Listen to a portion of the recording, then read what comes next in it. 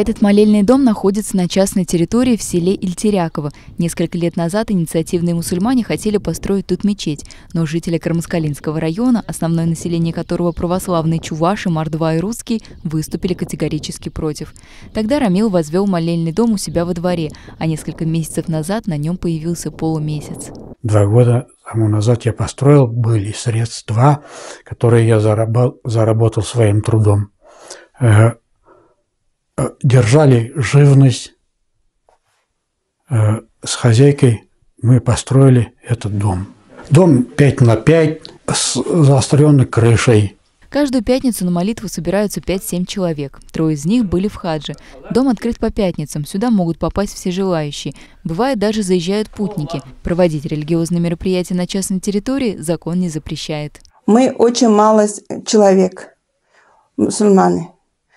Я хадж съездила, они тоже хаджи.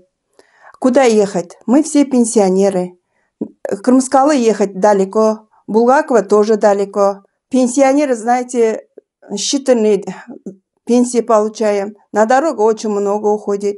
Это нам очень хорошее место построил наш Рамил хадж. Однако то, что люди собираются на молитву, пусть даже на частной территории, устраивает не всех.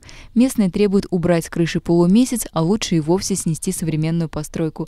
Жители района написали письмо на имя председателя Совета по государственно-конфессиональным отношениям при главе Республики Башкортостан Азата Фатахова, где утверждают, что село является православным и они против мечети. Оригинал документа находится в одном из местных магазинов. Нам его показать отказались, однако оно выложено в интернете. Я, конечно, против.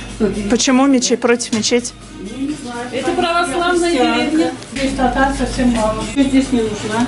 А может всегда суббота? Все время двери закрыты у них. Мы не знаем. У нас дети в школу отсюда ходят, в клуб ходят. У них вообще все. Может, ЕГИЛ здесь работает. Может, она тоже участвует. Нам деревенского нет, человек, который молится. Один хозяин только и все.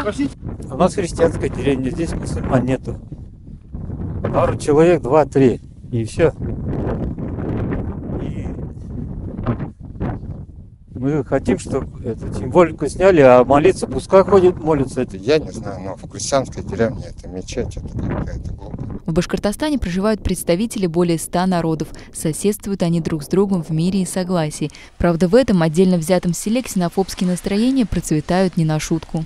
Лет 5 назад мы начали думать, где нам молиться, да? Вот. Мы обратились в администрацию, так.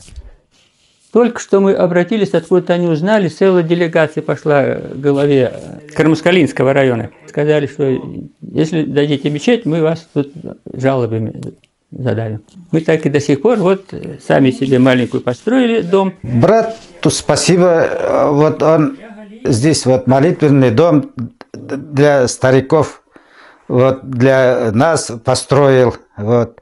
Мы, на свои средства, вот, на своей земле, на своем участке вот, старается помочь простому народу. В Республиканском духовном управлении мусульман Рамилу Ахвадиеву предложили выход – создать некоммерческую организацию. Сделать это может любой желающий. Документы регистрируются в Министерстве юстиции и муфтияте. Из этого сельского совета могут 10 человек собраться, собрание сделать, его протоколом оформить, это как собрание, да, и заявить о том, что они хотят местную мусульманскую религиозную организацию оформить. В общем, чтобы и дальше в доме, построенном собственными руками на собственной земле, по пятницам спокойно совершать намаз, Рамилу Ахвадиеву придется из стариков официально создать местную общину – Махалю. Алина Таюпова, Альфия Альясова, канал Алиф, Башкортостан. Мы работаем для вас. Поддержи наш проект. Не забудь поставить лайк этому видео, подписаться на канал и включить уведомления.